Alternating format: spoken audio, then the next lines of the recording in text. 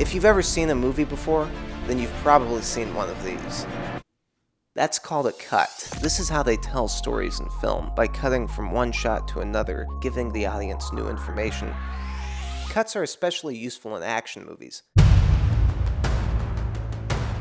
But sometimes the movies rely on cuts a little too heavily.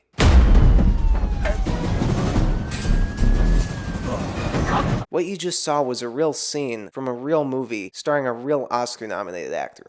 So while cuts are often useful in movies, some of my favorite action scenes, in fact, are those that don't have any cuts at all, or at least appear to not have any cuts. This type of action scene is called a one-er. Now, while these action scenes appear to have no cuts, they actually do have cuts that are cleverly masked by tricks, oftentimes using whip pans, camera wipes, or in Matthew Vaughn's case, often using muzzle flashes, or moments of impact. Because of my love for one-er action scenes, I decided to do what anyone would do, make my own. Now, one-er action scenes typically take months of pre-production and planning, storyboards, choreography, working with stunt coordinators, and rehearsing with the actors, and most importantly, planning where the hidden cuts are going to be. So we of course decided that we could do this with zero planning at all. And I mean absolutely zero. The only plan we had was that we wanted our one-er action scene to take place in a kitchen. Luckily for us, our grandfather owned an Italian restaurant, which had the perfect industrial kitchen for the fight scene. For me, the main inspiration was this kitchen fight scene from the film Monkey Man. I really loved the camera work, as well as the choreography. Beyond that, we reached out to some of our friends and family and asked if they'd be willing to get their asses beat for an action movie. They of course said yes. So with just our friends and family, who are absolutely not trained stunt professionals, and no plan whatsoever, we set out to make our action scene. Alright, I'm rolling, and I'm gonna tell you when to run here in a second. Okay. You staring at Ethan, you giving him the dead eye? You ready? Yeah. Run. Oh shit! So our plan was to come up with the choreography as we filmed. We also only had 2 hours to shoot this whole video. We decided using the Matthew Vaughn style was going to be the best, using a wide-angle lens and handheld camera work. That way I had free motion to frame the shots, and if I needed to hide a cut, I could just push the camera into something to create a wipe, or just do a simple whip pan. Since our choreography was less than ideal, we had to use as many tricks as possible to help cover it up. One trick we used is called under-cranking, which is when you shoot at a lower frame rate so that it speeds the footage up and makes it look a little bit faster. We also filmed at a lower shutter speed, which made the motion blur more intense and helped to exaggerate the actors' movements. Michael Mann even did this in his film Collateral. It was maybe the only good decision we made while filming. It wasn't long before our lack of planning started to take a toll on the filmmaking process. Action. Oh shit! Action, action, action. Is everybody ready? Action, action. The gun's out, Ethan grabs it. Oh. Beautiful. Keep fighting. Since we were coming up with everything on the spot, we had to do lots of takes just to figure out the choreography of each shot. I'm rolling? Just start tussling. Oh shit. I was supposed to spin that way. Go ahead. You go that way, remember? Action.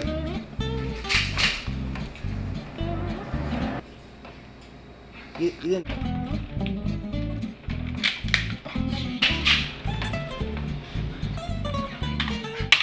Let's start fighting quickly.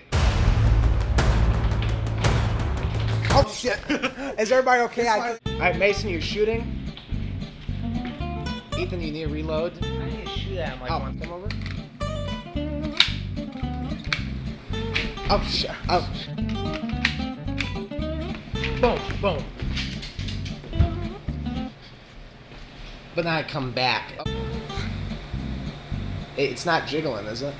Another thing we didn't plan out very well was the costumes. I told everyone to dress like someone that John Wick would kill, which apparently includes hokas. When's the last time you saw John Wick kill someone that was wearing hokas?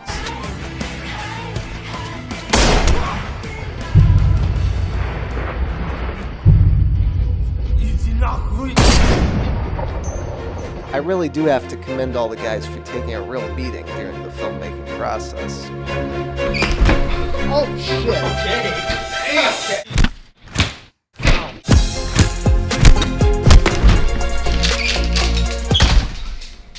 I especially have to sing praise for my boy Nathan, who had to sit on the dirty floor for the better part of the entire video.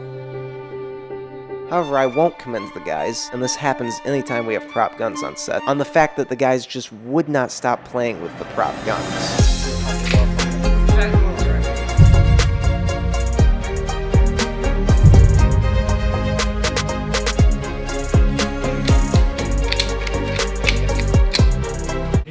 Dial the Chad back a little. God damn it! You're not paying attention if you're messing around with the gun. Now quit! Anthony, just keep the gun on the table. To be fair, the guys aren't professional actors, and many of the takes were unusable.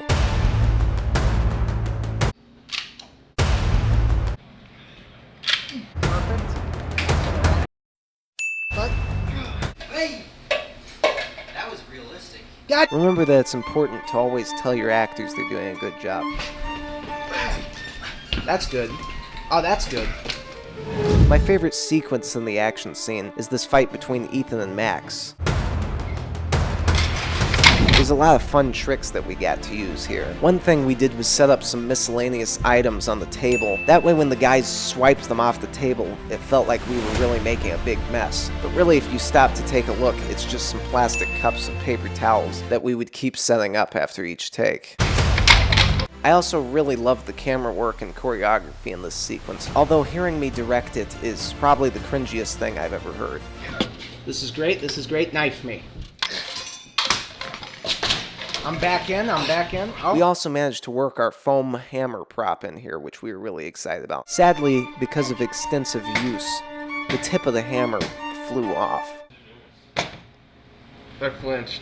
He did. So there was a lot of things that were going wrong. But if things aren't going wrong, you're not succeeding. That's just straight up completely false information, by the way. You're welcome. It also didn't help that the idea in my head called for upwards of 20 guys, and we only had 5. So when it came to the finale, when a whole batch of new bad guys is supposed to show up, it was just all the same actors with costume changes. And surprise, surprise, the same guy that brought the hokas had now switched into shorts. What are we doing? Another big decision we had to make was we had mixed some fake blood for the film, but we decided it was probably best not to make the kitchen an absolute mess. So we decided we would do most of the blood in post as a visual effect. I'm usually very anti-CGI if practical can be done, but if CGI blood's good enough for Martin Scorsese and it's good enough for David Fincher, then I figured it was good enough for us. Now, for some reason, I thought I was good enough at visual effects that I could pull all of that off. Spoiler alert, I absolutely was not. We grabbed these last couple of shots, which were some of my favorites. I especially loved this dolly zoom shot. A dolly zoom is where you simultaneously zoom the lens while moving the camera at the same time. There's a very famous one in the movie Jaws. This final shot here, I think, is my favorite shot that we got in the whole video. I just like how dynamic it is.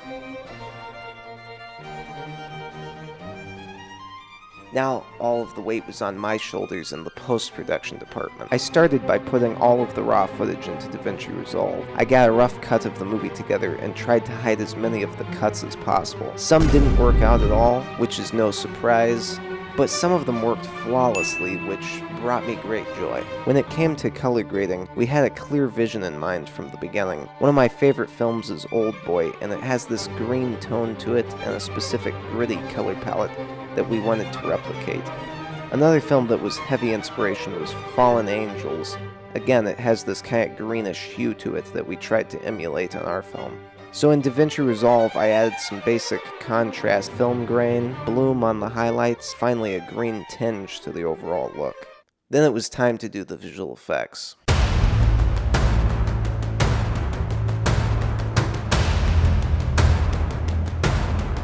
Because of the way we filmed it, the footage was beyond blurry, which meant when it came to tracking the visual effects, especially the blood, it was an absolute nightmare. I think the choice to film handheld and at a slower shutter speed were the smartest decisions we made.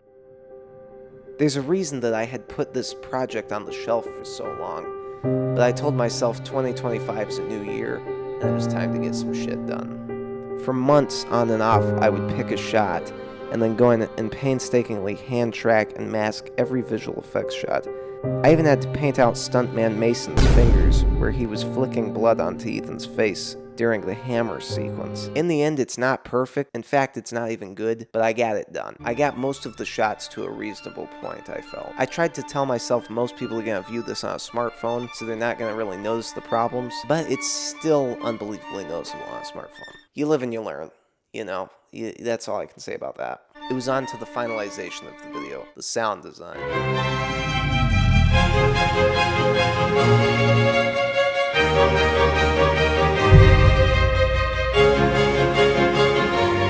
I went in and ghoulishly added every single punch and hit and action-packed piece of noise that needed to be added.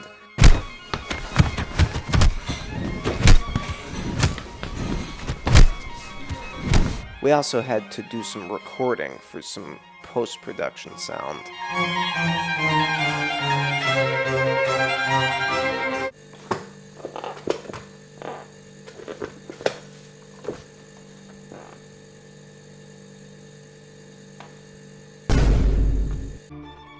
Hey, we're shooting some ADR for the Kitchen Vibe video.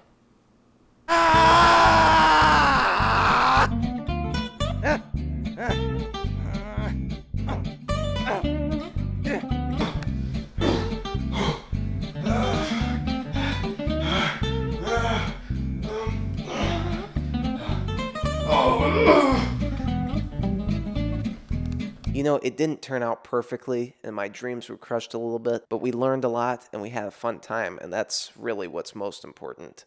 At least that's what I tell myself. Thank you so much for watching, guys. It actually means a lot.